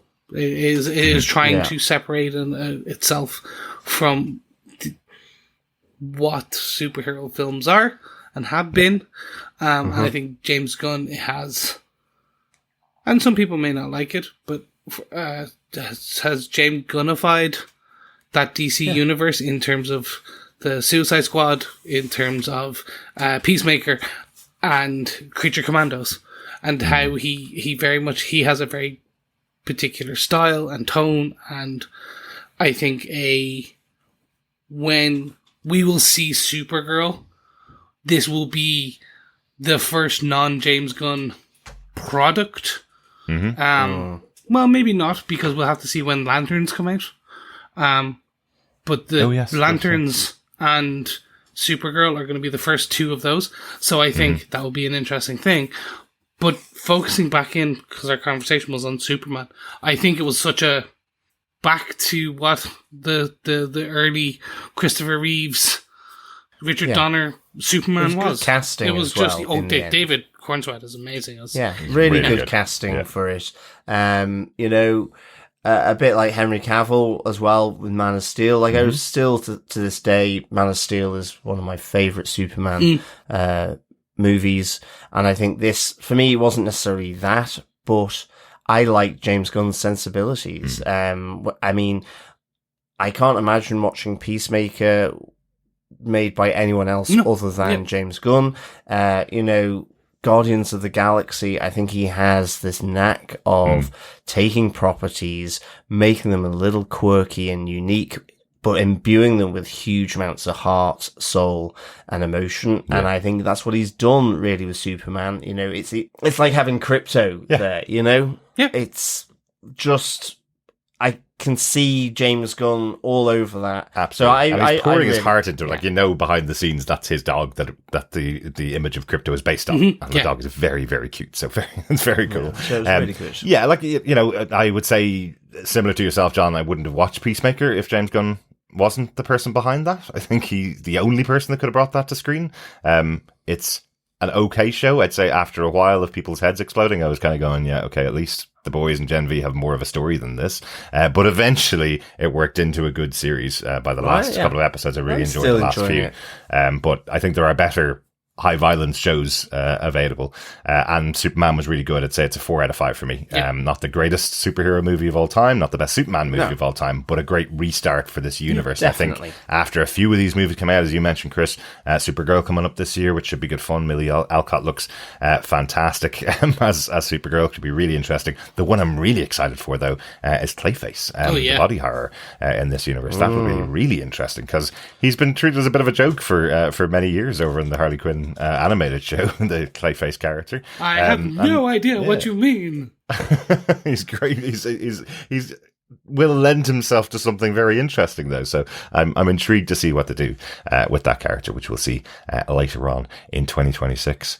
Any other things that we should have talked about last year that we haven't mentioned, guys? I know you mentioned previously, it's just to come back on Pluribus. Not something on my radar at all. And in fact, from the makers, showrunner of Better Call Saul, which I never watched. Yeah. It's a bit like The Sopranos, never really watched that. Didn't really watch Breaking Bad, Better Call Saul. So I was this wasn't on my radar at all.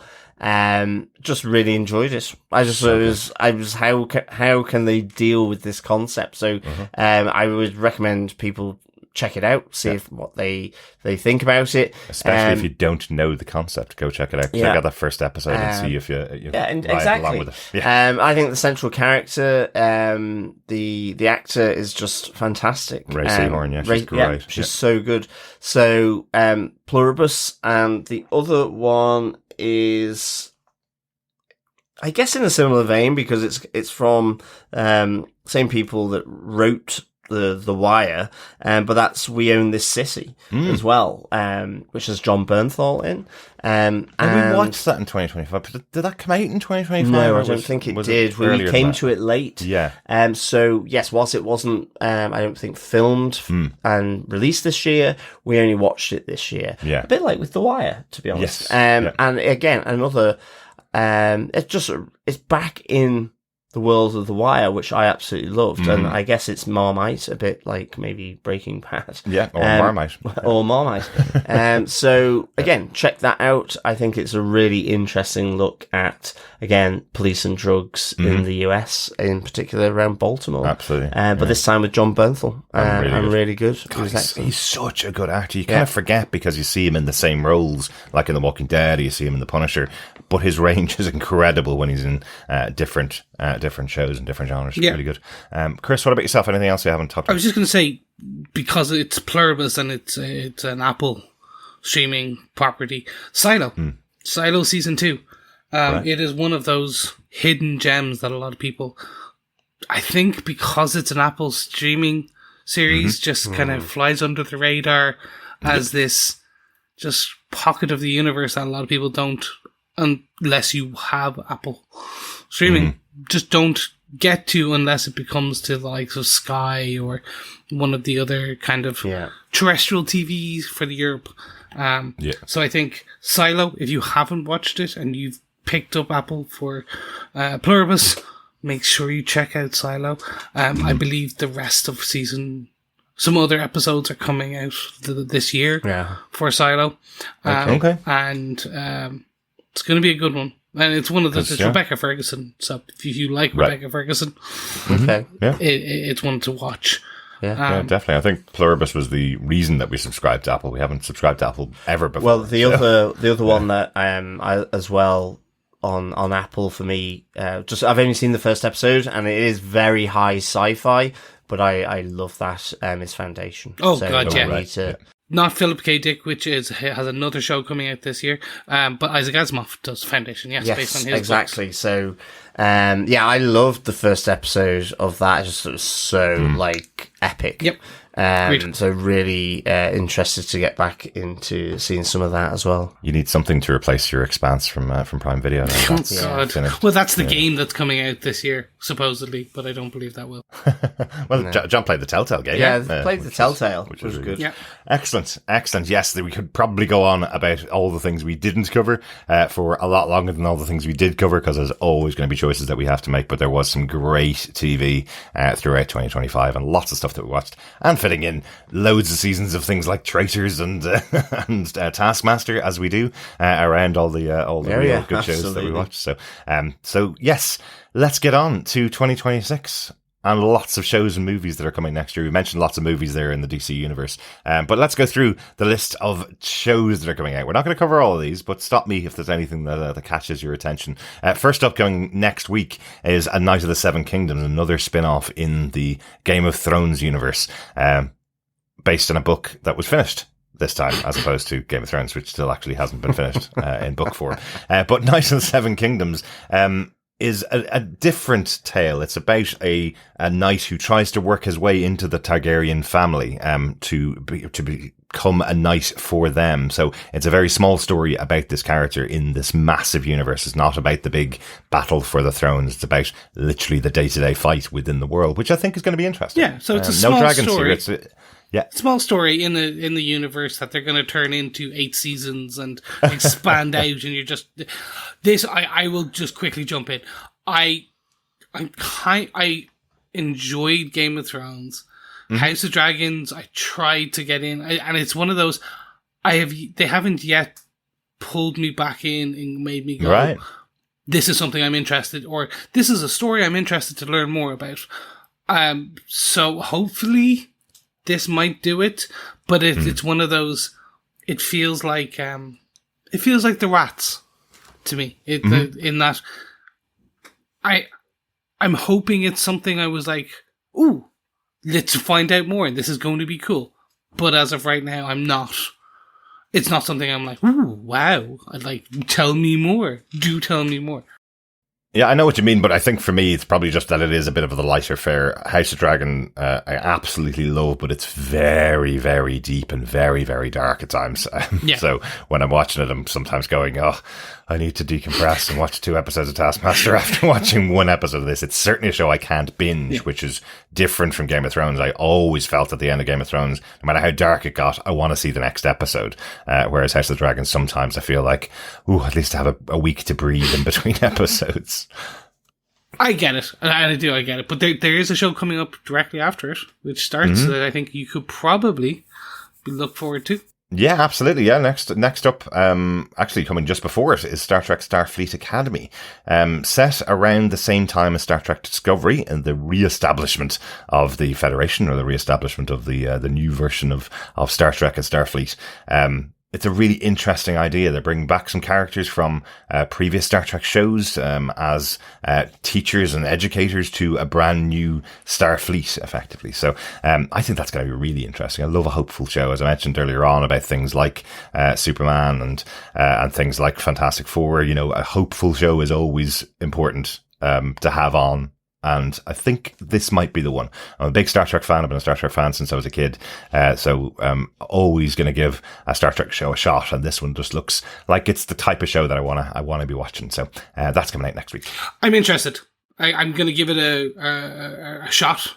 It's not one we're covering, so I think it's going to be one of those for me that I'll kind of watch one and maybe let it build up and then kind of do it the way that I did Discovery. Moving forward into a show that we are covering.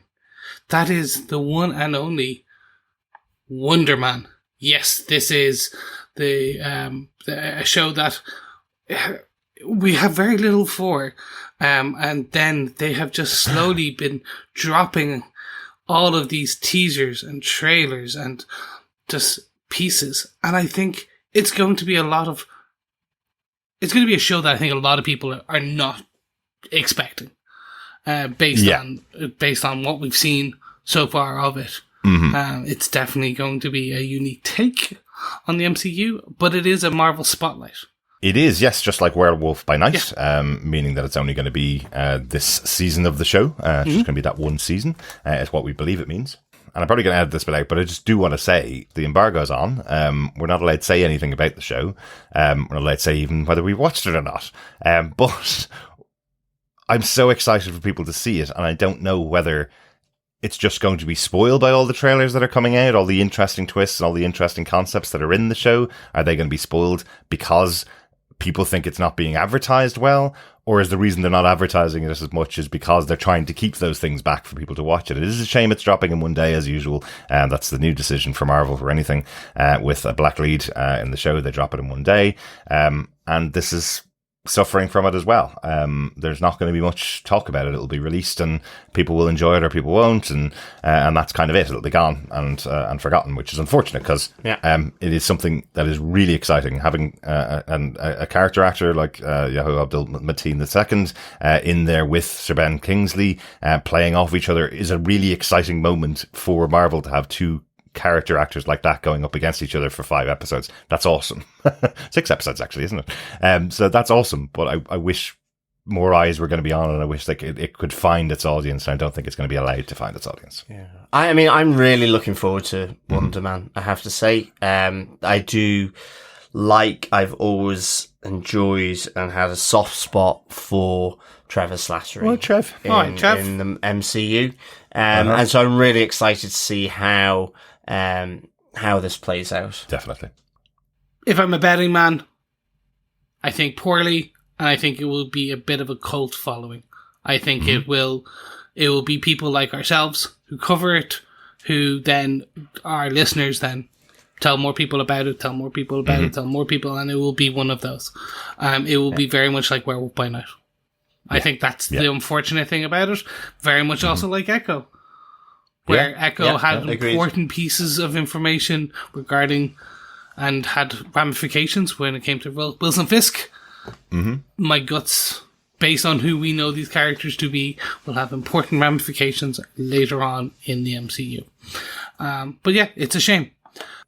Yeah, but we are so excited to talk about it. Coming up on January 27th, that's our next show that we're going to be covering. So really excited. We will be talking about it episode by episode on the podcast, of course, because it is a Marvel show and we're looking forward to chatting about it. A couple of big ones coming up this year as well. One I completely forgot about until I was putting together the list. Blade Runner 2099, TV show spin-off over on Prime Video, following up on Blade Runner 2045, the movie. So intrigued to see what they're going to deliver in a TV show for Blade Runner. Intrigued is the biggest piece, because I've heard so little about it. It's one of these where I'm hoping they are kind of purposely withholding a lot right now until they kind of spin up the marketing machine. When it's like, oh, it's going to be out in X amount of time, and here's your first trailer, and here's all the cast, and here's all the reasons you need to be. Yeah. It's just so little. They just so that's what has me worried. But again, it's going. I think hopefully the marketing machine that is Prime will kick into overdrive and change that. But there is a thing, of course, about going too early as well with your promotion for a show. You know, if you can't watch it straight away and it's on Prime Video, why advertise it months in advance? They might be doing a Q3, Q4. They might plan for later in the year, and that's why we've heard zilch. Where I think a lot of people like myself assumed it was going to be an earlier in the year property, and that might just not be the case anymore. Yeah. And Chris, you mentioned Lanterns earlier on, the other show coming into the DC universe. Yes. Their next TV show, live action TV show. Are we intrigued by this? Yeah, very much so.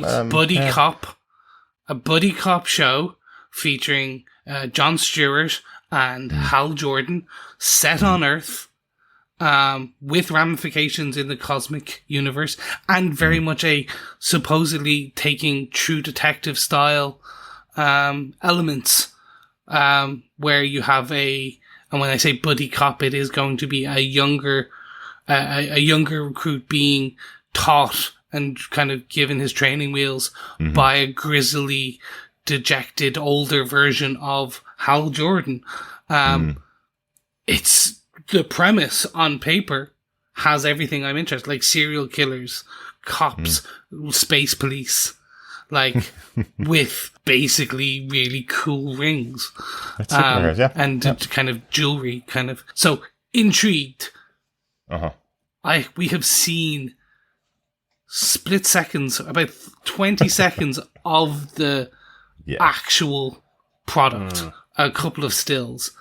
That's all. And outside of people who are understandably bigging it up because of who they are and things. Time will tell. But again, there's not even a date on this, which makes me go, there's still no date. But they're saying it's a big thing and it's coming soon. I'm like, cool. Give me the date so we can put it down. Well, remember, there's also weird other things going on. There's another HBO show. There's HBO Netflix stuff going on. So release dates for things are going to be very dodgy until they're coming up. So we know it's coming. We know it's coming out. They have released that tiny snippet of them in live action for a quick second in their view towards 2026. So we know it's coming, but we don't know when. I'm sure it will come out. I'm intrigued, especially because the last live action Lanterns thing we saw was Nathan Fillion, of course, in Superman, and then before that was Green Lantern. Both not great versions of Lanterns, but let's see what it'll be like on TV. One that came out of absolutely nowhere for me is the live action Spider Noir with Nicolas Cage reprising his role from the animated Across the Spider-Verse as Spider Noir. Chris, this is going to be epic. If they lean in correctly, this can go one of two ways. This can be Dick Tracy. This can be like the movie Dick Tracy. This can be campy AF. Could be just like, where are they going with this? Or they lean into what the assumed element of this is, almost like it's going to be a dark, gritty noir show. It's in the name. In the name. And that's where you, like, if they go down that road, then I think you might end up having something quite interesting. Nicolas Cage has stopped doing just paycheck gigs, which he actively talked about. He did a large stint of time where he was just paying off his loans. And, so he is now back into, I want to call it a renaissance period for Nicolas Cage. And I think this could be a really fun property. Yeah, absolutely. Or it could be, as I said, Dick Tracy Who Framed Roger Rabbit level of just campy and like, no, this is done. We're done after one episode and bounce. Need I remind anyone about Jupiter's Legacy, a show that everyone watched one episode of and went, nope, we're out. There we go. Including us. Including us. That was so bad, so bad. I have hopes for Spider Noir. Like, great in the animation. Yep. It is Nicolas Cage. I mean, he was there in Longlegs the watch this year. I think after Longlegs, you never want to see Nicolas Cage on screen again. Well, that's true. He is terrifying in that movie. But it was really good. Yeah. Great little horror thriller. And, you know, Spider Noir could be, you know, the Prime's version of Wonder Man. You know, just how they do it. Yeah, could be. Yep. Could be. And so let's wait for it, give it a go, and let's pray to all the gods that it's nothing like Jupiter Legacy. Yeah, hope so. On to another show that we are covering definitely next year after speculation and renames going on for about 3 years. The original title, Vision Quest, is definitely now confirmed for the show with Vision and all the Visions and all the people who've done voice acting for inside Tony Stark's suits are all returning together for Vision Quest, which is the third part in the trilogy of shows following from WandaVision through Agatha All Along and into Vision Quest. So intriguing. It's what gives me hope for it, to be honest. That should be cool. That it's in the same vein as WandaVision, Agatha, and now Vision Quest. I still want to keep calling it Laser Quest, but I know that's a different thing. I know not. That's a different thing. Yes, but that is coming up in Disney. That is going to be Plus, that's going to be such a fun podcast between the three of us. I think, like, cool. just based on the two previous properties, based on where they're going with it, I think it has this huge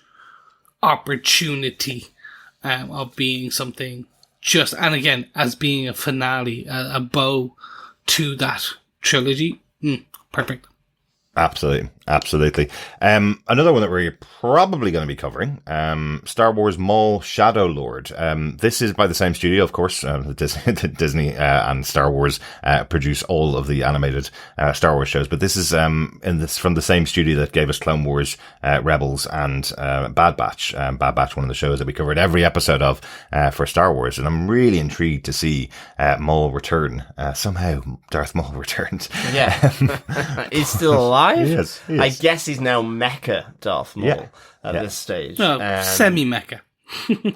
No, you'll have to be full Mecha at this stage. I don't know exactly when it takes place in the timeline, whether it's pre-Phantom Menace or whether it's post-Phantom Menace, pre-Clone Wars, whether it's after Clone Wars. Yeah, you know. Play on Shadow. Yeah, so he could be in the shadows. So, yes. Indeed. Yeah, no, I'm looking forward to that. Anything that sort of comes from that wheelhouse of Clone Wars, Bad Batch, Rebels, I'm definitely in for. Yeah.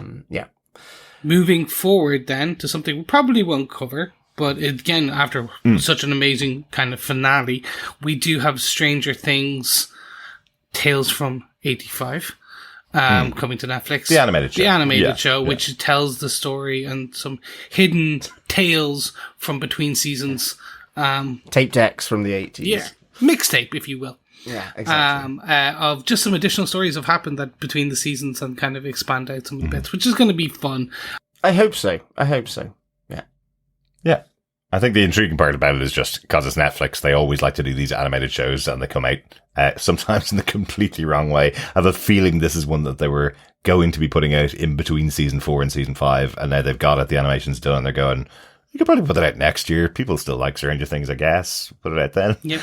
I guess that's what they're doing, because it seems like such an unusual thing to go backwards after you finish the story and tell a year in between two seasons centered on Nancy. The only thing I can think of is that they're going to there has been rumors of other spin-offs happening in the future from this universe of Stranger Things. The only thing I can think of is that maybe there's a thread line there, and that's a post-announcement kind of like, and if you like this episode, here's Nancy doing her thing in college. Blah, blah, maybe. There. Yeah. Vecna's alive. No. The Vecna's no more. From something we won't cover to something we will be covering, and something that is going to be just speaking of feathers in the cap and The ends, Boys. The Boys, season 5. The Garçons. Oh, gents, after Gen V season 2, this has risen to my most anticipated pieces of media for the year. Like, and again, this is a year where Spider-Man film is coming out, and The Boys season 5 is still my most anticipated.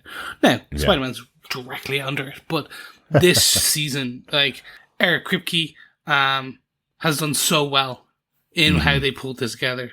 The Goldstein and Rogan being involved, and into like just what they've done with this universe, what they even Diabolical, a fun side project of an animated, which sadly we're not getting any more of. Just it is going to be, I think, a thing that again the three of us podcast about, and is going to be the speculation of each episode of, oh my god, are they going to do, oh, look how they've done with this character, oh my god, what this means for the rest of, like, the trailer alone had me going, how are they back? Ooh, what are they doing there? And yeah, it's going to be something I think the rest of our fellow boys and girls are going to enjoy as well.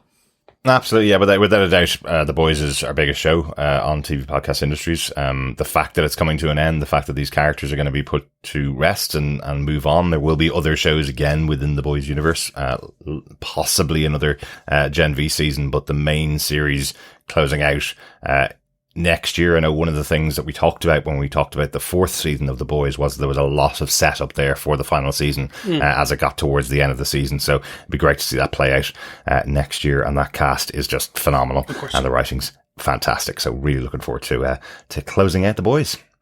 Indeed. We'll also have Daredevil Born Again, 2nd season coming, which will be epic. Absolutely, the return of Jessica Jones, my namesake.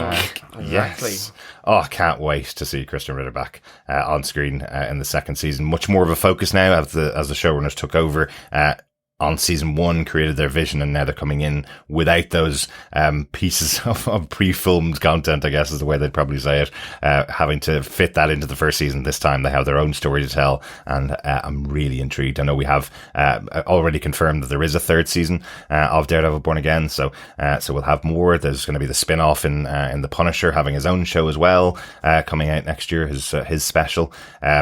Again, the return of Jessica Jones, which is rumoured to mean that we will have a Jessica Jones series. And my favourite quote this week, Vincent D'Onofrio saying that he would love if himself and David Tennant's Kilgrave would get to meet up at some point in live action. How cool would that be? Bring back Kilgrave for the 3rd time because he is such a great character. Yeah, so excited to see what they have in store for Born Again. Yeah, everybody on board there knows they want to make something big and something that the fans are going to enjoy. So yeah, very excited about that. Yeah, and probably no Danny Rand. Well, yeah. Well, but we might get Luke Cage. Let's see. Or at least if there is a Danny Rand, he may have gone out to do some martial arts training before. It'll be a different Danny Rand, yes. sure. Yeah.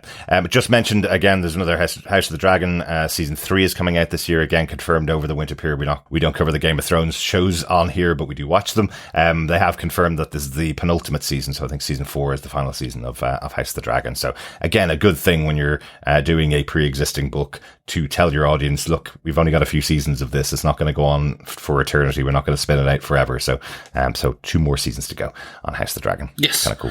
Then another Netflix property coming out, 3 Body Problem season 2.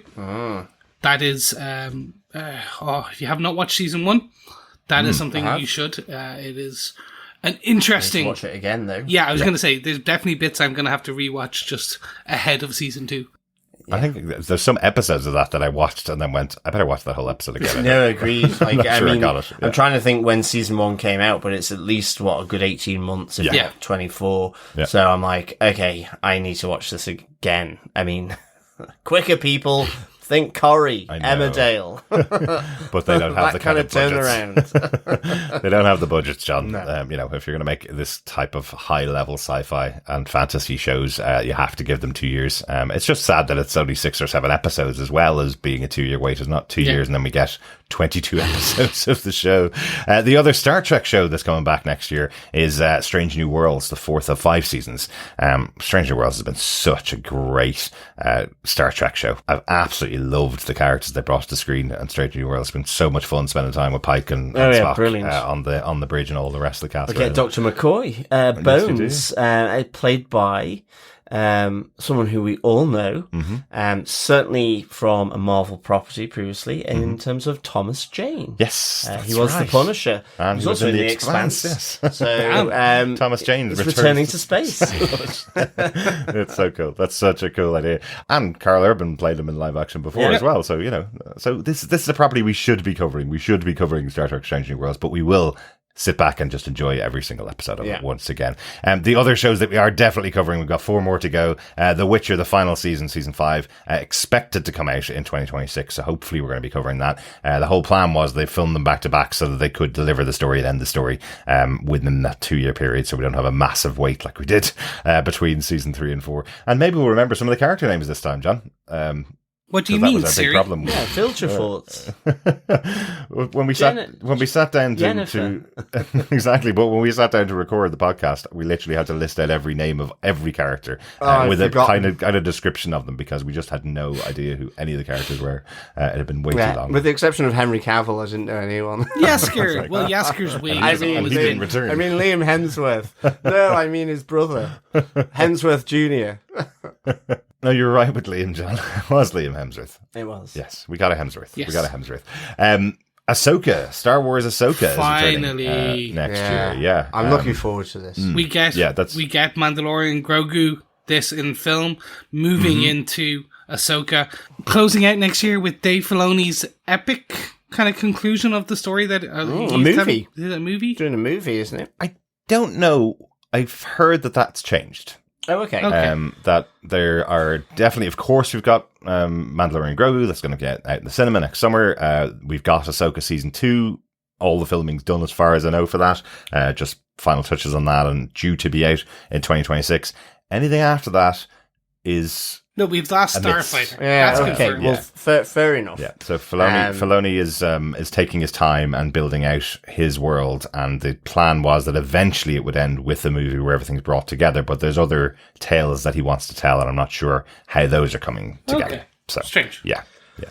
Yeah, that is odd. I thought there was some real momentum building around Dave Filoni, and rightly so. So because otherwise it becomes development hell, and it becomes like 4 years later, and you're like going, well, okay, what's happened here? We've got to like get our grey matter going again. I mean, that it is part of the increasing issue of the distance between properties and seasons. Well, I'd say realistically, what they're looking for is a hit with Mandalorian Grogu, and then they don't want to nail their flag to the mast until they know how many people are going to go out to the cinema to watch a big screen version of a show that they can watch on TV on Disney Plus. That has been Disney Plus's problem so far. People are just going, well, I could just see it in a month's time on the television, or 17 days time, which is apparently the new one. So why would I go out to the cinema and watch it? Well, that's the choice they've made, isn't it? It is.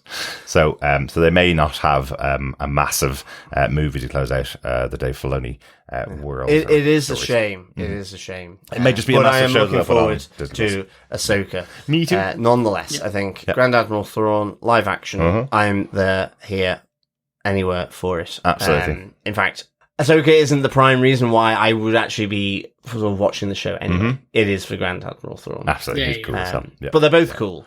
Absolutely. Thrawn just slightly more. Because I read the books as a kid, so it's always been with me.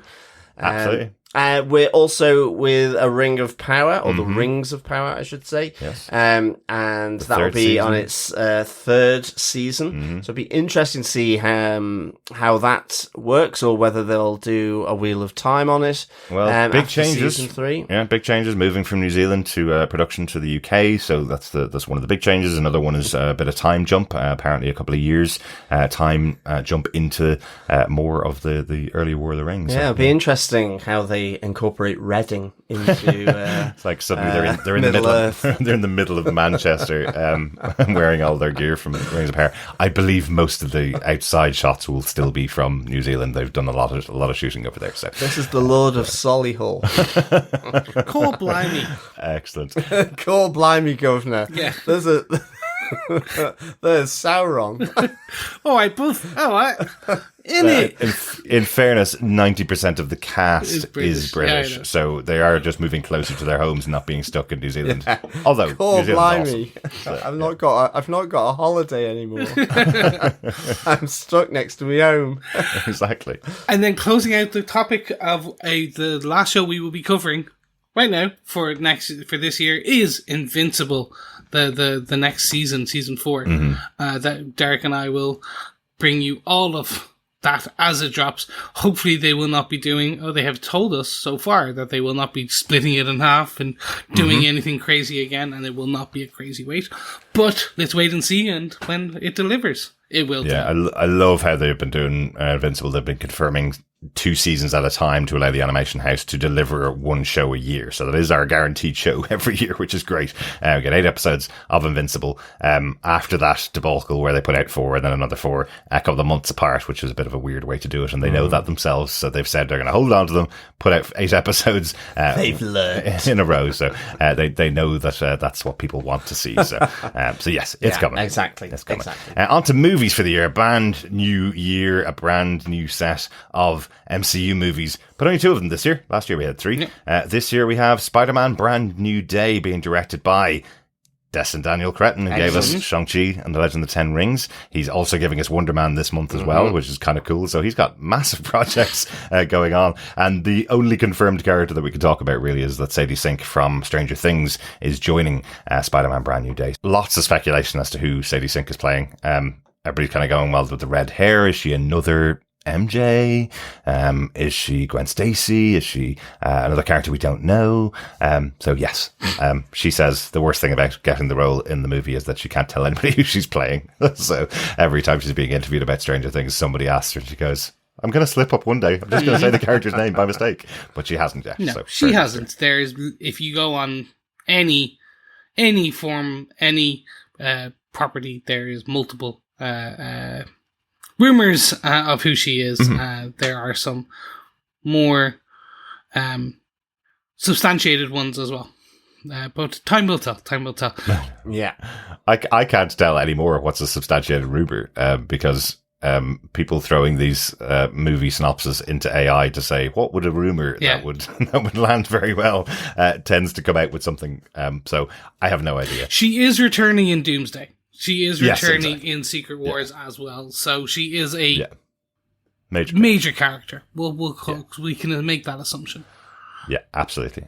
But so excited for Destin Daniel Cretton. Yeah. What a year that's going to be starting off the year with Wonder Man and then landing in Spider-Man Brand New Day. Really looking forward to it. As I say, I mean, Shang-Chi is just the one that keeps on growing for me. Yeah. I think it's really nicely done. Absolutely. So, yeah.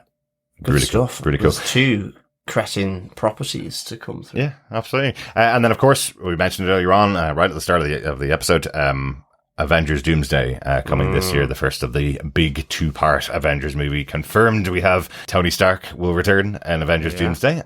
We have Steve Rogers returning in Avengers Doomsday, and we have Thor returning in Avengers Doomsday, and we have the X-Men exploding in Avengers Doomsday, if you saw the 30-second trailer that was released this week. I love that. I'm looking forward to Doomsday, for sure. And I think of all these little snippets so far, for me, it has been the X-Men one, with, Ian McKellen and Patrick Stewart. I just can't tire of those 2. They just embody,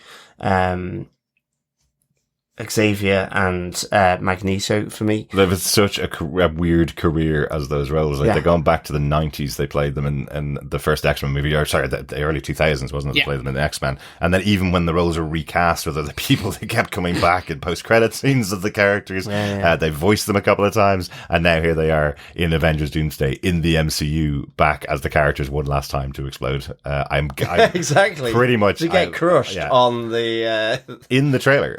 They get crushed, they explode. I mentioned earlier on, I have the theory that everything we're learning now, all the trailers that we're learning now, the teasers that we're learning now, is just giving a moment to characters that aren't going to appear in the movie. And I'm wondering why people are speculating, about, won't it be great to see Tony Stark on screen again with Steve Rogers? It's not going to happen. That's, it's not going to happen. These are all cameos to begin the movie, as far as I can tell. We will get a story trailer later on in the year, but they probably want to keep a lot of that under wraps, and they want to give you the things to get you into the movie theater. But I can't imagine we're going to see Chris Evans back for 2 movies. No, one movie. Like it's Doomsday. Like they are going. They have said in the Steve Rogers will return in Avengers Doomsday. It is. I don't think it's the intro. I think it will be like Infinity War, which they are going to have a big moment where these old characters sacrifice themselves towards the end. Well, not sacrifice, but these characters have died throughout the film. Mm-hmm. And by the end, the setup for Secret War, and the end of Secret War is the next chapter where you have the new X-Men. You have all these new characters, the new, potentially, Steve Rogers, the new Tony Stark, if they want to do that. You're going to have all these new people. But I think they'll give Chris Evans that one piece where he raises his shield and a version of his shield.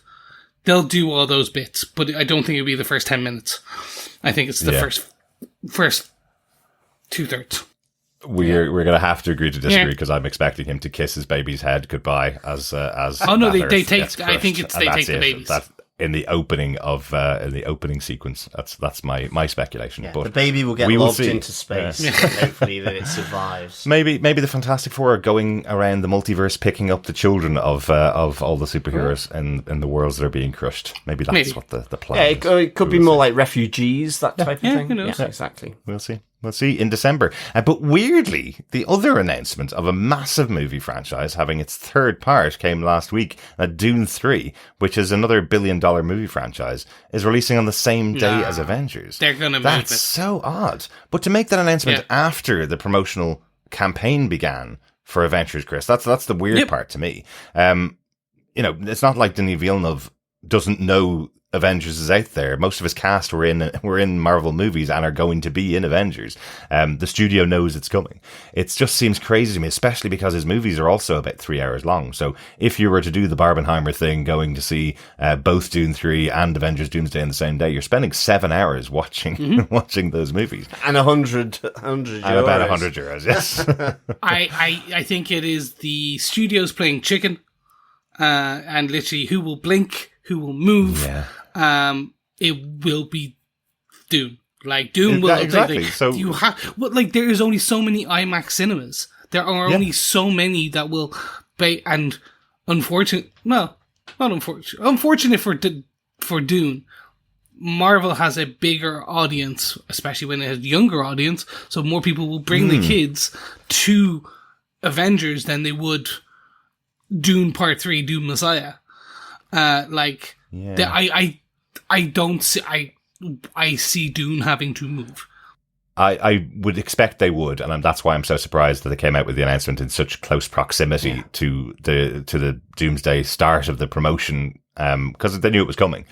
But is it after Doomsday or exactly the same day? It's on the same Friday. Yeah, no, that is a bit weird. I mean, so to me, it's almost like they're saying they're believing the hype that Marvel's done. Yeah. And they're going to take up the cinema seats that Marvel aren't going to sell for Doomsday. I think it's almost like the studio going, nah, we've seen your movies this year. They made $500 million. We made $1 billion with the last Dune, and the Dune before that, we're going to take the IMAX screens. It's almost like this massive challenge. I don't believe that's the case. I think it was someone that wrote out the date and didn't realize. But it's crazy. Yeah, maybe. I mean, I would say that there'll be some movement. I mean, look, and whether they decide to do a Barbenheimer and sort of do a Dooms Dune or whatever, I don't know. But we'll see. Avengers Doomsday, John, is what it's all called. Yeah, you missed that. Avengers Doomsday. Yeah. I hadn't seen that. I think Doom June sounds better. Doomsday. It's a Dune. One other big movie that's coming out next year to close us out. Christopher Nolan returns to the cinema, and you can't out Christopher Nolan. Tickets were on sale for this movie a year ago, like a concert. The Odyssey is coming out in the cinema in June of this year, I think it is. They've already had a preview in IMAX a couple of weeks ago, about 10 minutes, like Christopher Nolan has always done. Yeah, at the start, wasn't it, I think? Yeah, and it looks epic, as you would expect from an epic tale. Can Christopher Nolan pull off the 5 movies in a row over £1 billion, is the question. Who knows? I mean, let's face it, who thought Oppenheimer would run fair. a summer blockbuster? Yeah. I think, there is this kind of notion, it's like with Sinners this year, the notion of putting them in prime formats. Yeah. Okay, not everyone is necessarily a Christopher Nolan fan, whatever, but I think, like, he gets the eyes because he does something very different. In a sense, for modern cinema, in that he holds a shot and allows the shot and the people in it to do the interest, not kinetic camera work. In the same way as Villeneuve. I mean, this is the point. Actually, the Odyssey, Dune 3, they'll have very similar approaches or philosophies coming from them. Not necessarily the same, not the same style, slightly different, but they both promote IMAX, in-camera action. They're not necessarily going to shy away. You can't with something like a science fiction epic, in terms of Dune. But, they look at this. I think, Ryan Coogler is equally the same. He's done a lot with Christopher Nolan. Nolan actually has done a lot to, like he said, the 6-minute preview was before Sinners, getting its IMAX showing. There's a lot of these different formats. I think even like Cine Film or something like that. There's really off-kilter kind of format. I think was used by I think Aronofsky or someone recently. I've got that totally wrong, but I know. And again, another director using a really off-kilter format. So I think just on that, it's something different. Yep. And that's the difference, I think. It'll be interesting to see. It's just always exciting to have a Christopher Nolan movie. I agree. Because you have no idea. And you have no idea why people go and see them. And then you see the movies and you go, these are great movies. But I don't know how people have decided to go and see this epic movie. They could have stayed at home and watched Percy Jackson on TV, or they could go out and watch The Odyssey and pay $40 to watch Christopher Nolan's Odyssey. Like, when he started out as a filmmaker, you were watching him because he was an indie filmmaker with an interesting eye, and now he's made comic book movies, he's made sci-fi, he's making The Odyssey now. So he just has an interesting point of view that people want to check out in the cinema, and never count him out. He looks like he's on for a $1 billion movie again this year. Yeah, I mean, because he loves the genre as well, so he'll place the genre in a weird setting like he did with The Dark Knight. Yeah. Well, yeah. Equally, you just know, I say you don't just know, but like, to what extent the Harryhausen films, they're the kind of things that immediately spring to mind to me. It's like the skeleton stop motion. I mean, brutal. Yeah. But iconic. Watch that. Yeah. Iconic. Exactly. Absolutely iconic. And we haven't seen any of that yet in the trailers or the previews. Like, the fantasy I'm not saying he's side. going to suddenly... Yeah, exactly. It's not like he's suddenly going to be doing stop motion, but there's going to be nods or something. Maybe. I just wonder, because these types of epics have taken down quite major directors in the past. Remember Ridley Scott with Kingdom of Heaven? It pretty much destroyed his career when he did 7 different versions of that movie it is good. There's a movie in here that somebody will like, and eventually he did get a great movie of it. But we have lost directors along the way when they try to do these type of epics. So hopefully, Gladiator, the first one, yes. Absolutely. That is it, I think, for everything we could possibly be talking about in 2026. Make sure you stay subscribed to the podcast and tvpodcastindustries.com to find out what we are covering. We will be starting with Wonder Man this year, of course, covering all of the MCU shows and movies coming out this year, and lots of other stuff, I'm sure, as well. We do have some feedback on some of the upcoming shows for 2026. Over on Facebook, Corey Gannon says, I've never missed a Spider-Man movie in theatres. Even though my local theatre closed in 2024, I'm damn sure going to see Brand New Day, even if it's an hour drive away from me. That's I can get behind that. Absolutely. You do that, Chris, wouldn't you? Yeah. Good stuff, Corey. Mathematician says, I was introduced to you guys when I binged all the Defenders series almost a year ago. So Daredevil is up there for me in 2026. The Boys is great. Carl Urban is always a joy to watch. The return of Scourge, please, Mr. Feige. And then it's Spider-Man teaming up with Frank Castle, fingers crossed, leading us into Doomsday. They gave us 5 Avengers big team-ups, including Civil War, in 7 years, and then they subject us to a 7.5-year wait for the next one. That has been one of the big issues with phases 4 and 5, in my opinion. They conditioned us to a couple of years of solo setups, followed by an Avengers movie to end the phase. It worked a treat, but post-Endgame they did away with that formula and went a bit random. That left the staunch fans still lapping it up, but the casual fans need those team-ups to keep their interest, hence a paltry 200 million worldwide for the Marvels. But of course, for us avid MCU fans, it's all about December. I'm even looking straight through my summer holiday this year in anticipation of Doomsday. If it is an epic, then I'm putting the blame squarely on the door of Christopher Marcus for not returning with his mate McFeely and the Russos. As a foursome, they are responsible for my favourite 4 movies of all time. Fingers crossed for a belter in our house, though. Doomsday all the way.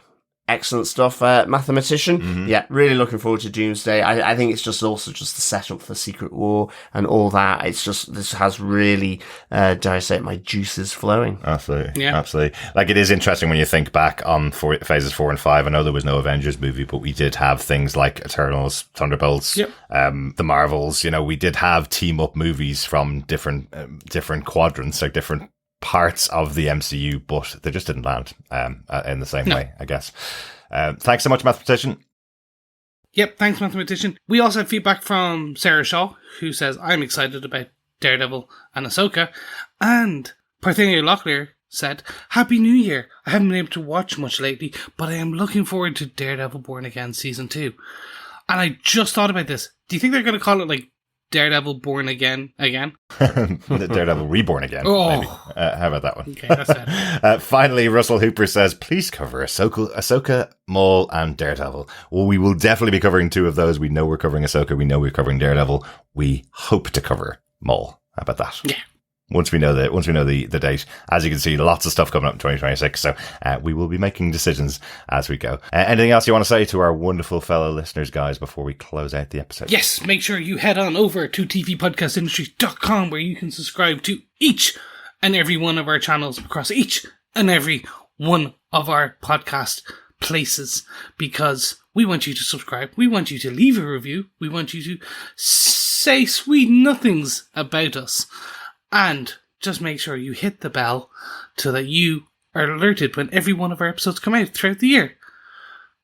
It's going to be a good year. It's going to be a lot of content. So make sure you don't miss a beat. Thanks so much for joining us. We'll talk to you again for Wonder Man. Yes. Look forward to chatting all things men, all things wonderful, and all things 2026. Excellent stuff, fellow listeners and defenders and boys and girls, industrialists, you name it. Can't wait to get cracking into 2026 with you all until we get our teeth into Wonder Man. Keep watching, keep listening, and of course, keep defending. Bye. Bye now. Bye.